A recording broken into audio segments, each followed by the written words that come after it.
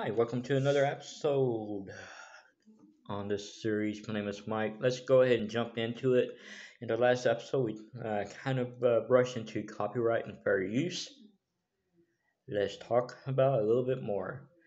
The copyright, the noun, the exclusive legal right given by the originator or the assignee to print, publish, perform, film, or record literature, artistic, or musical material and to authorize others to do the same.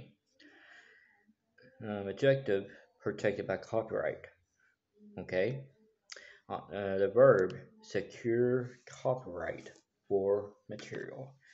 We always get confused about copyright. Uh, I mean, if it's not yours, don't have permission, just don't post it. You'll be fine. Trust me, you will be fine. So why I say that?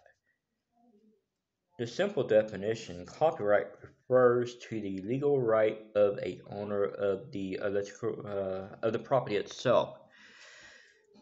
In layman's terms, copyright is the right to copy. That means the original creators of the products of anyone that they give authorization to are the only ones with exclusive rights to reproduce that work. We always see stuff on social media. You know, is it your work? Do you have rights to it?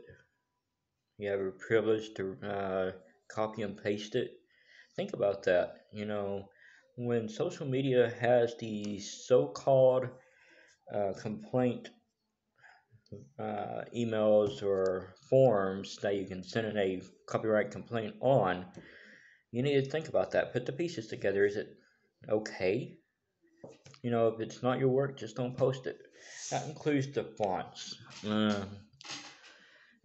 I remember back in the day, a big company actually got sued for using fonts on their advertising. Um, the company did not win because the fonts are considered to be copyrighted. Also, a lot of people don't know that there are certain fonts that you're okay to use, but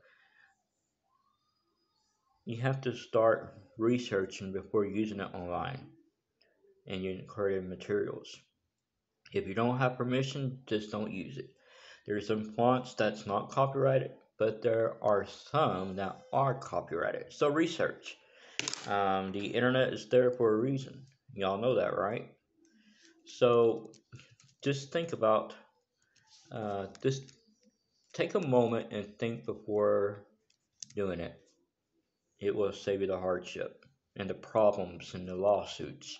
You're not going to win a copyright suit. No doubt about it. You're not going to win it. Not in this nation. So, what fonts are is used for copyright?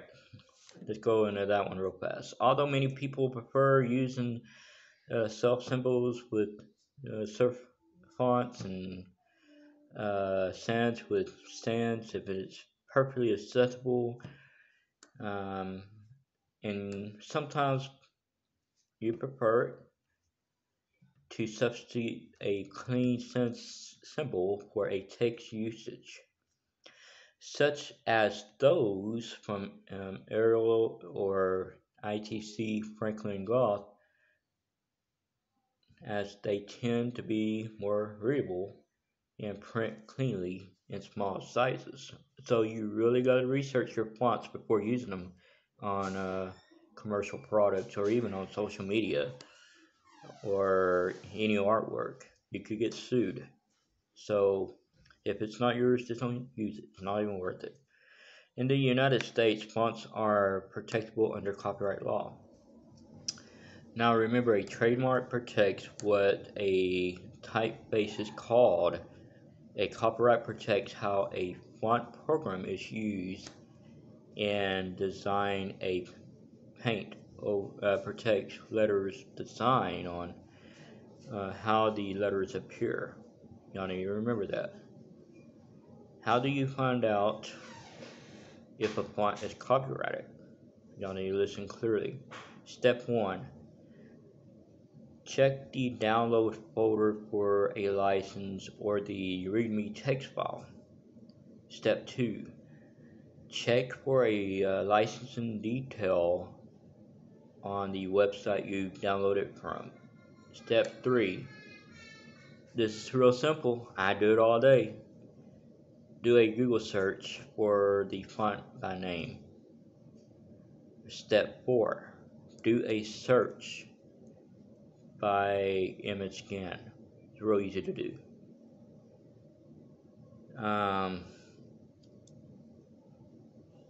What fonts are free to use commercially? I need to listen to this one. Mr. Pedforth Regular image via 1001 font. Allura image via font squirrel. Cadville cursive regular image via 1001 font. Plana image via font Mimi. And there's a bunch of others. I like to use the Roberts sometimes, but not all the time. So there's a question on the table. Can I get sued for using a font?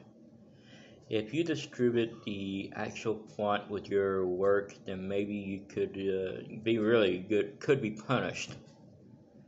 You can be held civil responsible and get sued by the copyright owner, and you have also put your client at risk because they could be sued also. Can I use any font for my logo? You can use any font to design a logo, no matter who created it, period. So copyright law does not allow anyone to copyright a font design that they created. Now the code is used to render the font on your computer or the printer is copyright, but the design of the font is not. So y'all need to be careful. Really, y'all need to be careful. So how much does a font license normally cost? A web font license is probably estimated to be between $195 to 10,000 page views per month. Is it worth it? And the price, I mean, it's not, to me, it's not even worth it.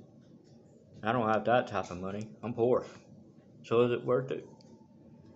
What are the royalty-free fonts? A royalty-free font is a font you only have to pay for once. It's pretty much dominated like that for being under the royalty-free license model. So my suggestion is if you use it, just make sure you get permission first, or see if it's royalty-free, then you stuff like that. How do I know if font is free for commercial use? Real simple answer to this. The more respectable free sites like Font Squirrel, the font come to mind tend to include a license with the font.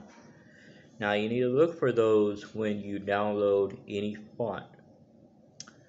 Now if they are not including a license either on the download page or with the zip file, then that is a red flag. Just don't use it. Just don't use it. It's common sense. So y'all really need to really focus on if it's legal or not. If you don't own it, just don't bother with it unless you ask permission first or you pay for it. stuff like that. It's common sense, guys. Thanks for watching this one episode. Please remember to subscribe and hit that bell. Have a great day.